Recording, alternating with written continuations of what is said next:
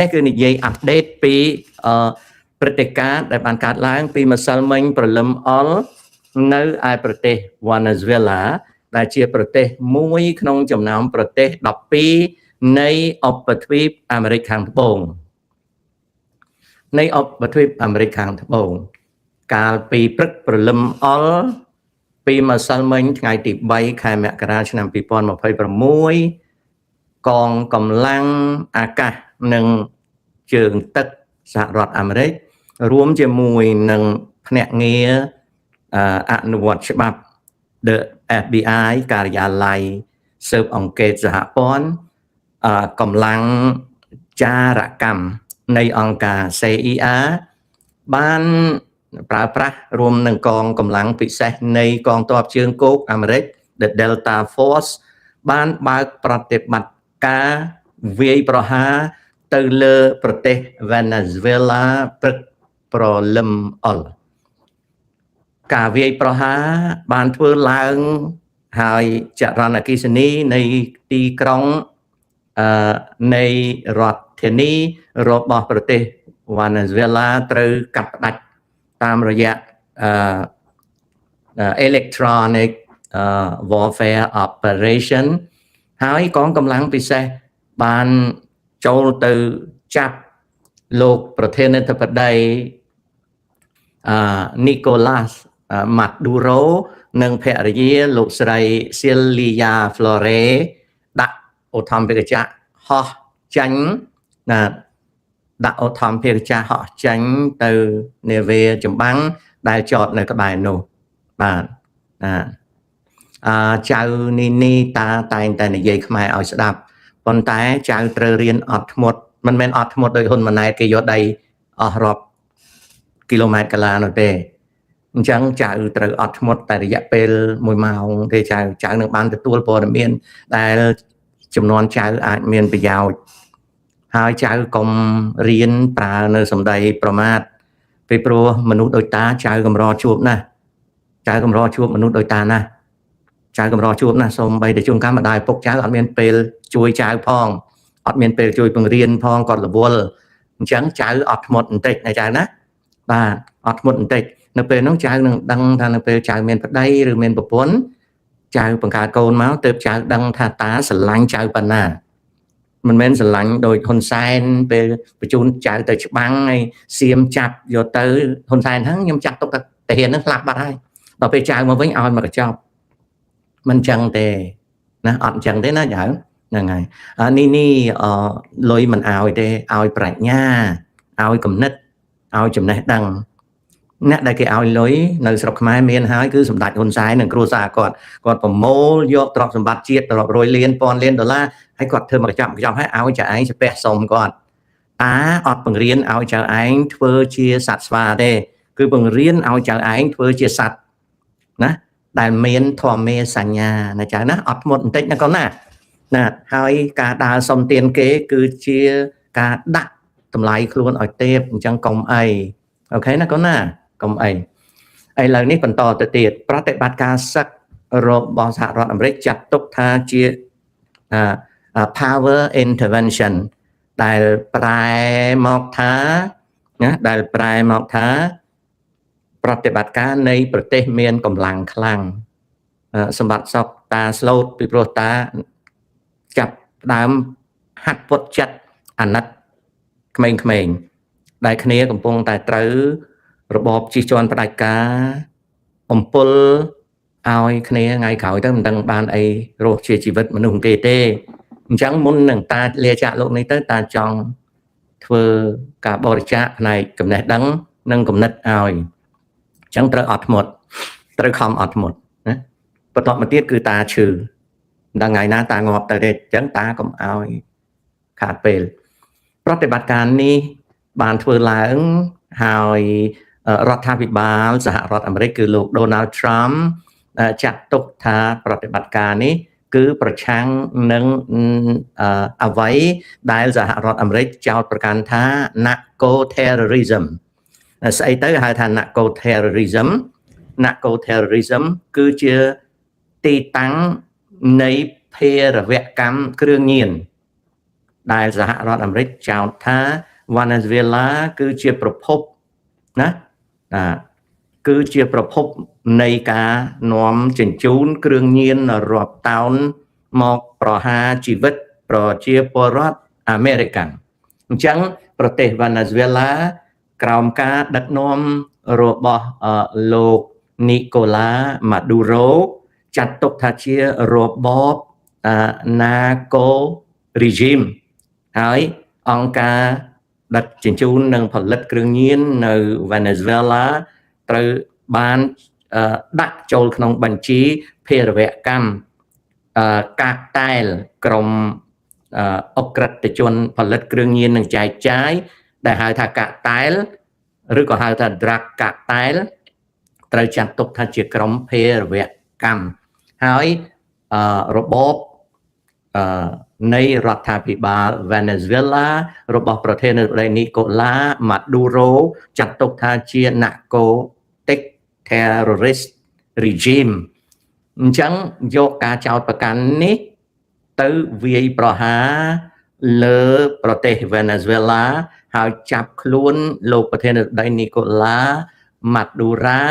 យកមកសហរដ្ឋអាមេរិកដើម្បីឈរក្នុងតុលាការកាត់ទោសរីឯនៅ Venezuela វិញអនុប្រធានាធិបតីរបស់លោកNicolás Maduro ឈ្មោះលោកស្រី Delcy Rodriguez បានឲ្យដឹងថាលោកស្រីឡើងកាន់តំណែងជាប្រធានាធិបតីស្ដីទីជំនួសលោក Maduro ណាខ្ញុំចេះច្រឡំថា Maduro តាមអ្វីដែលលោកស្រីហៅថា constitutionality មធ្យោបាយគោរពតាមច្បាប់រដ្ឋធម្មនុញ្ញលោកស្រី Delcy Rodriguez មិនដឹងថាប្រធានាធិបតីទៅទីណាទេហើយក៏រដ្ឋាភិបាល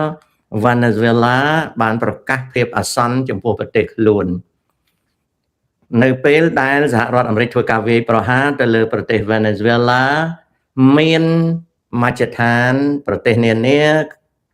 ប្រតិកម្មដូចតទៅប្រទេស Colombia ប្រធានាធិបតី Gustavo Petro បានកោះហៅកងទ័ពឲ្យទៅប្រចាំការនៅព្រំដែន Colombia និង Venezuela ដែលបង្ហាញពីការការពារព្រំដែននៃប្រទេស Colombia ប្រឈមនឹងការសម្រុកចូលនៅជនភៀសខ្លួនពី Venezuela ប្រទេសដែលជិតស្និទ្ធជាមួយនឹងMaduro មានប្រទេស Cuba រុស្ស៊ីអ៊ៃរ៉ានChina Brazil ជាដើមបានថ្កោលទោសសហរដ្ឋអាមេរិកថាជាការរំលោភដល់អធិបតេយ្យភាពនៃបូរណភាពដែនដីរបស់ Venezuela ចៅ imposter វីដេអូ live ដែលអត់មានឆ្លើយឆ្លងគឺចោលលួចទៅទេអ្នកមើល Facebook ដែលចុចទៅនៅនឹង Facebook គឺសិតតែវីដេអូចោលលួចបោះតាទៅទេទោះបីគេចុចឆ្លើយនឹងចៅមែនតែមាត់អត់ឆ្លើយមានន័យថាមែនវីដេអូកាលណាអត់មានមាត់ឆ្លើយនឹងមនុស្សពេល live គឺជារបស់លួចបោះតាទៅទេប្រទេស Brazil ប្រធានាធិបតី Lula da Silva បានហៅអំពើប្រតិបត្តិការសឹករបស់សហរដ្ឋអាមេរិកគឺជាការឈ្លានពាននិងរំលោភអធិបតេយ្យប្រទេសចិនបានថ្កោលទោសសហរដ្ឋអាមេរិកនៅពេលដែលប្រទេសរុស្ស៊ីក៏បានថ្កោលទោសសហរដ្ឋអាមេរិកនៅក្នុងដំណើរនេះខ្ញុំធ្វើបច្ចុប្បន្នភាពខ្លះជូនណាគឺមកដល់ល្ងាចថ្ងៃទី3ខែមករាម្សិលមិញនេះសហរដ្ឋអាមេរិកបានបង្ហាញរូបវីដេអូស្ដីអំពីយន្តហោះណាអំពីយន្តហោះដែលដឹក Maduro មកចុះចតនៅ New York ហើយក៏ឃើញគេបណ្ដើរMaduro ជាប់ខ្នោះដៃចុះពីយន្តហោះ ដើម្បីទៅជួបតុលាការសហព័ន្ធនៅទីក្រុងញូវយ៉កលោកប្រធានាធិបតីត្រាំកាលពីម្សិលមិញបានធ្វើសន្និសីទព័ត៌មានហើយនៅក្នុងសន្និសីទព័ត៌មានលោកប្រធានាធិបតីត្រាំបានឲ្យដឹងថាការដែលលោកបើកបញ្ជាឲ្យប្រតិបត្តិការសឹកនេះដំណើរឡើងលោកមិនបានជូនដំណឹងសភាអាមេរិកទេដោយលោកភ័យខ្លាចមានការបែកធ្លាយអំពីប្រតិបត្តិការសឹកនេះបណ្ដាលឲ្យមានគ្រោះថ្នាក់ដល់កងទ័ពអាមេរិករ៉ាណូណែមតាកំពុងអធិប្បាយបើតាឆ្លើយនឹងចៅភ្លាមទៅវាដាច់សាច់រឿងណាឥឡូវចៅដឹងហើយថាតាចៅមកមើលតាមែនតែនអូខេនៅក្នុងនេះលោកប្រធានាធិបតីត្រាំបាននិយាយជាមួយអ្នកសារព័ត៌មានពីវិមានស្នាក់អាស្រ័យរបស់លោកនៅរដ្ឋ Florida ឈ្មោះ Mar-a-Lago លោកបាននិយាយថាការធ្វើអន្តរាគមន៍កងទ័ពនិងការវាយប្រហារទៅវេណេស៊ុយអេឡាគឺជាប្រតិបត្តិការសឹកផ្លេកបន្ទោលដែលបានជោគជ័យ 100% គ្មានការបាត់បង់ជីវិតកងទ័ពអាមេរិកឡើយឧទ្ធម្ភាគចក្រមួយគ្រឿងត្រូវខូចខាតតែអាចហោះហើរបានរហូតដល់ទៅចុះចតលើគ្នាវាវិញកម្លាំងវាយប្រហារពីព្រលឹមអុលកាលពីថ្ងៃទី3មករាគឺប្រើប្រាស់បច្ចេកវិទ្យានិងកម្លាំងច្រើនយ៉ាងដែលបានអនុវត្តជាផែនការសំខាន់មានការវាយប្រហារខាង electronic warfare ដែលធ្វើឲ្យចរន្តទូរគមនាគមន៍នៃកងទ័ពវេណេស៊ុយអេឡាងងឹតมันអាចតាក់ទងគ្នាបានហើយมันអាចនិយាយរ៉ាដាដែលជាប្រព័ន្ធការពារដែនអាកាសបំពាក់ដោយចិននិងរុស្ស៊ីត្រូវបានកាំងអស់គ្មានប្រតិកម្មតបនិងឧទ្ធម្ភាគចក្រប្រយុទ្ធឧទ្ធម្ភាគចក្រកងទ័ពរបស់សហរដ្ឋអាមេរិកនៅពេលដែលចូលទៅក្នុងដែនអាកាសវេណេស៊ុយអេឡាទេមូលដ្ឋានទ័ពអាកាសវេណេស៊ុយអេឡានិងមូលដ្ឋានទ័ពជើងទឹកវេណេស៊ុយអេឡានិងបន្ទាយធំនៃកងទ័ពពិសេសវេណេស៊ុយអេឡាត្រូវកំទេចឲ្យមានការខូចខាតជាដំណំនៅពេលដែលប្រព័ន្ធការពារដែនអាកាសត្រូវវាយបំផ្លាញចោលដោយផ្លេកបន្ទោលនៅពេលដែលចរន្តអគ្គិសនីត្រូវកាត់ផ្ដាច់និងចរន្តអ៊ីនធឺណិតនិងទូរស័ព្ទអត់ខ្សែត្រូវចាមការវាយប្រហារប្រើយន្តហោះជាច្រើនគ្រឿងដែលធ្វើដំណើរក្នុងផ្ទៃមេឃងងឹតឈឹងដែលនៅក្នុងនោះយន្តហោះឧទ្ធម្ភាគចក្រប្រយុទ្ធប្រភេទ Apache ប្រភេទ Chinook និងប្រភេទដតីទៀតបានហោះហើរគ្របដណ្ដប់ទៅលើផ្ទៃអាកាសរបស់វេណេស៊ុយអេឡាមន្ទីរបញ្ចកោណក្រសួងសង្គ្រាមរដ្ឋមន្ត្រី Pete Hegseth បានឲ្យដឹងថាការវាយប្រហារលើកនេះគឺធ្វើឡើងបានជោគជ័យទាំងស្រុងហើយលឿនដូចផ្លេកបន្ទោលនៅក្រសួងការបរទេសសហរដ្ឋអាមេរិក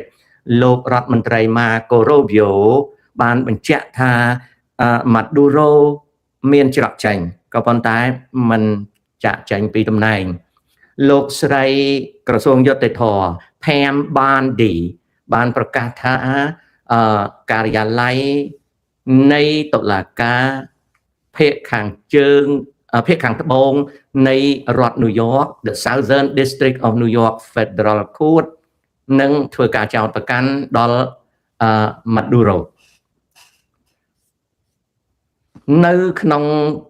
ពេលជាមួយគ្នានេះងាកទៅ Venezuela វិញអនុប្រធានាធិបតី Delcy Rodriguez បានឡើងកាន់តំណែងជាប្រធានាធិបតីស្ដីទីក៏ប៉ុន្តែសហរដ្ឋអាមេរិកបានឲ្យដឹងថាមិនទទួលស្គាល់នាងឡើយRodriguez បានចាញ់មុខក្នុង កញ្ចក់ទូរទស្សន៍ Venezuela បង្ហាញថាគាត់នៅមានសុវត្ថិភាពទេហើយគាត់បានប្រកាសនៅភាពអាសន្នហើយអំពាវនាវឲ្យជនស៊ីវិល Venezuela ពួតដៃគ្នាប្រឆាំងនឹងកងទ័ពអាមេរិកចំណែកឯបកប្រឆាំង Venezuela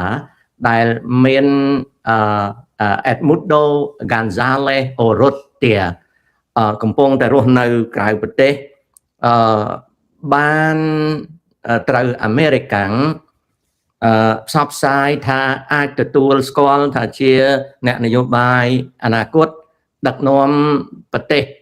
ឬក៏ដឹកនាំក្រុមនយោបាយ Venezuela González Urrutia និងម្នាក់ទៀតឈ្មោះ González Mercado ក៏ត្រូវគេពិចារណាការថ្កោលទោសពីប្រទេសរុស្ស៊ីប្រេស៊ីលរ៉ាស៊ាអ៊ីរ៉ានចិនរួមទាំងការនិយាយបន្ទោស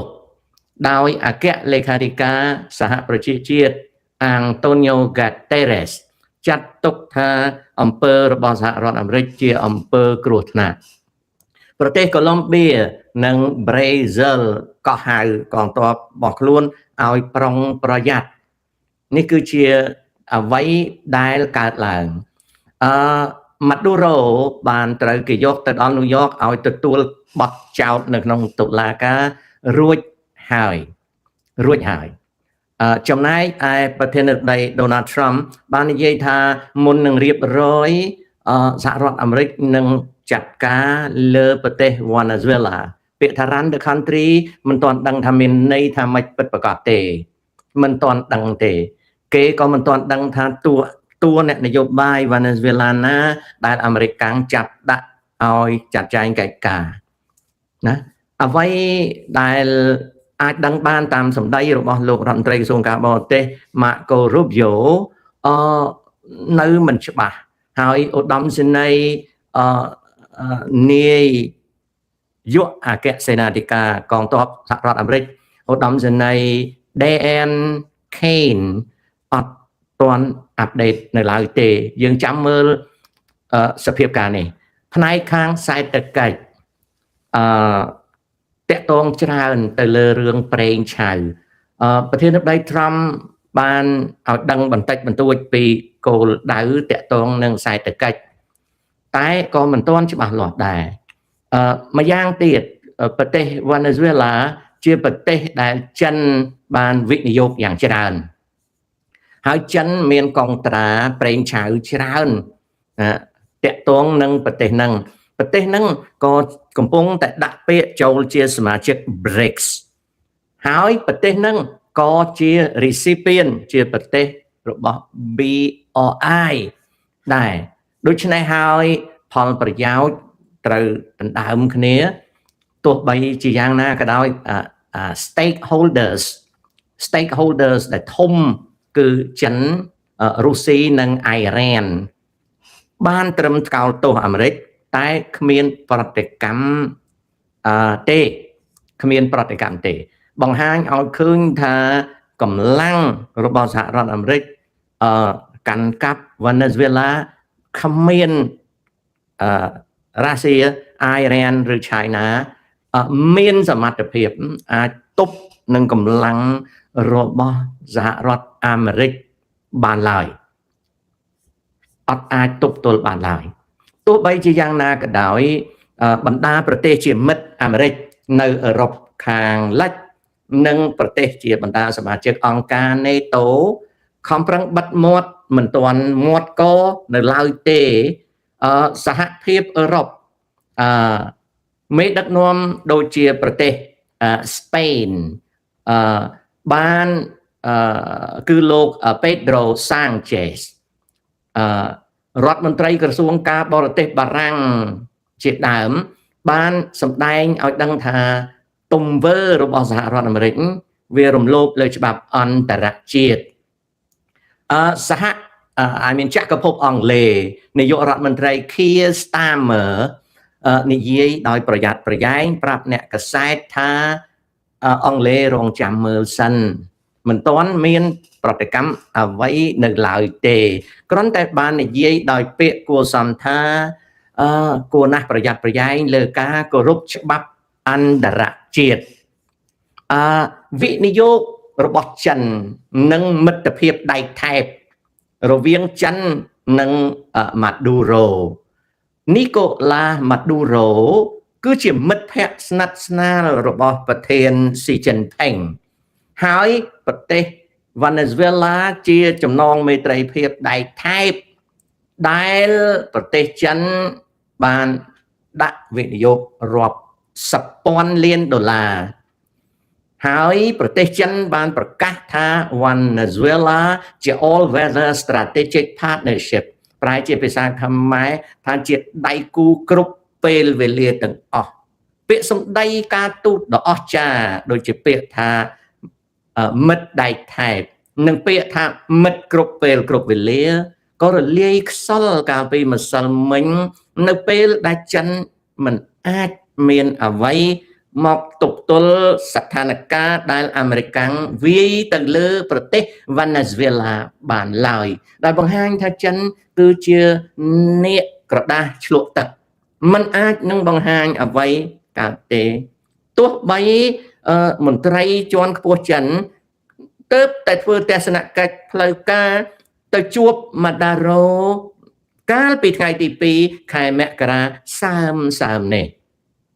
Ironclad relationship คล้ายទៅជារបស់ដែលដូច